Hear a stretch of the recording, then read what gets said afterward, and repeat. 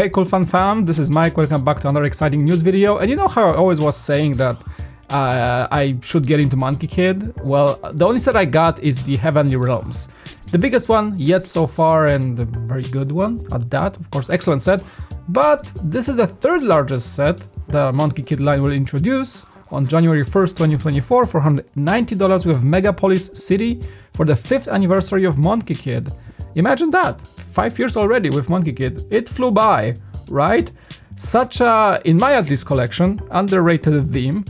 And this set, even the third largest, after the City of Lanterns, I believe that Underwater Temple thing from like last year, or last season, or last line of Monkie Kid, this might take the cake as one of the, actually, or the coolest, or, well, it's in the top 3 in the size, but it might be either top 1, or at least top 3 in the quality.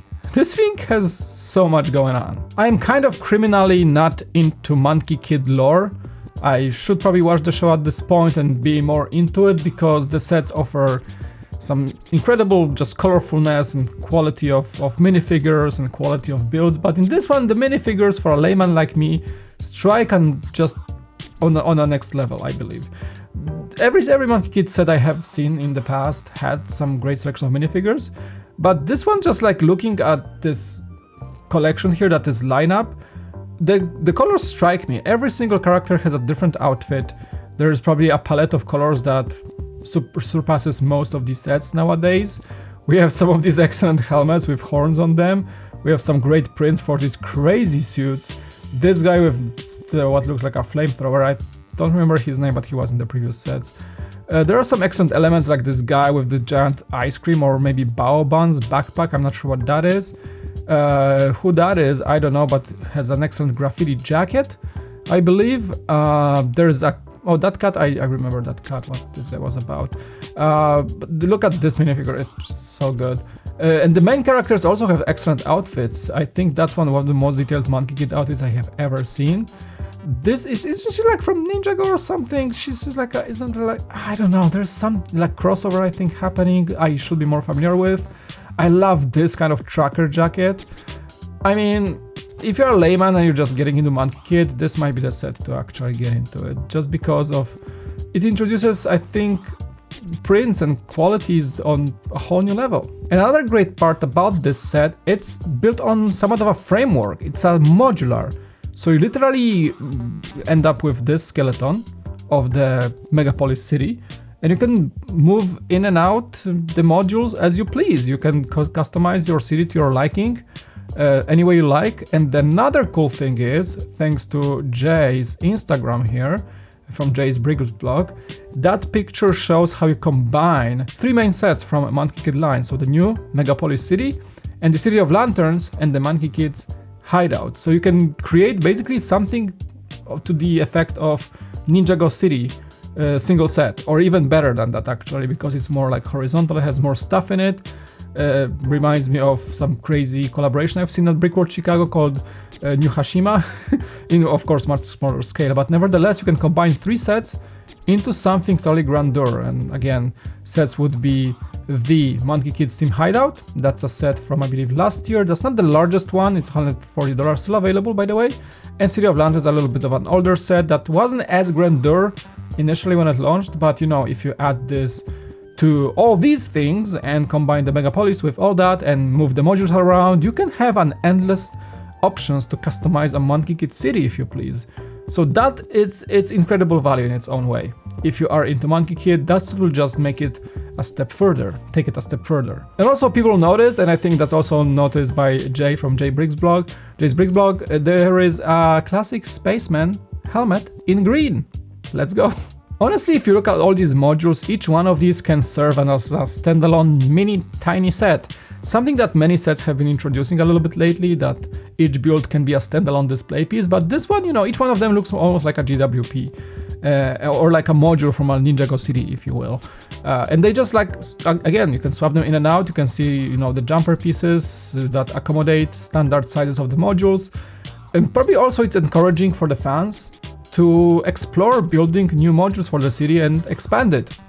Maybe expand the skeleton structure and add more modules. So it adds a whole new level of playability with Monkey Kid sets. You know, I love the Heavenly Realms set. It was an amazing build. But once it's done, it's done. There is no way you can change many things around. There's a technical element of that involved as well, so you don't really have many options to modify it without changing the complete set. But this, just take one thing out, put another, build a new one, get that vending machine somewhere else. Look, it actually is a Lego vending machine, by the way, if you look at it. So many good Easter eggs here too, and again, you can add modules as you please. There's a Ferris wheel, which is, I haven't seen that small of a Ferris wheel, totally can work as a standalone set, if you ask me. Even things like lampposts and foliage, or even signs or advertisements can be used as modules too. The set adds some like prettiness elements as well, like there's a tree just hanging on the side next to that like modern looking module. There's just a bunch of like balconies and food places and a giant spire with those Monkey Kid kind of foil cloud elements to create an extra look. Man, I mean, wow, creativity through the roof on that one, Lego. I'm really impressed overall. And I'm just scouring through those pictures and I see things like a translucent green brick, which is, I don't think I've seen that before. Or, I don't know, like some great uses of pieces here and there.